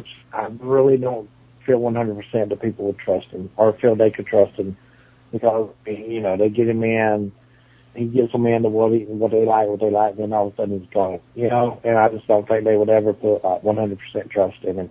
Yeah. You mean like both the fans and the wrestlers? More the fans than the workers, because I mean, you get workers all fucking day long, you know. Mm-hmm. But fans, you know, it takes a lot to get them, especially after you done, you know, fuck them once on the ECW deal. Mm-hmm. Are you familiar with the Heyman Hustle? It's like this little video thing he does. No. Oh, no, not the dance. He does this little video thing. You can watch it online, where he interviews people like on the streets and whatnot. What? It's pretty fun. Is it about wrestling? Sometimes he talk. That's not always about wrestling. What were some of like the current guys on there? Yeah, he had an interview with James Lipton, and he actually through the whole interview at the end, he says, "You know, I have 20 years of experience in front of a camera." And then James Lipton was like, "Oh, really? What was that?" And then he said, "Professional wrestling," and he just kind of looked like, "Oh God." This is James Lipton, the guy from behind the actor's studio. I don't know if inside the actor's studio. Inside the studio, yeah. He actually got Jesse Ventura on his podcast at one point. Yeah, he was on there. Mm-hmm. No, I never. Well, it's 10. It's almost 10 o'clock here, Chris. Anything you want to tell all the fans out there? Yeah, go to my MySpace. Add me on your fan. I'm cool. And that's myspace.com/highflying Chris Hamrick. We'll have the link right on the front of our website. For all those people who can't spell, they can just click right on the link. Thank you for coming on tonight. Definitely. Well, thank you for having me. Yeah, it's been a lot of fun. We'll keep you here for 1 second. Hey, this is Stevie Richards, and you're listening to InYourHeadWrestling.com.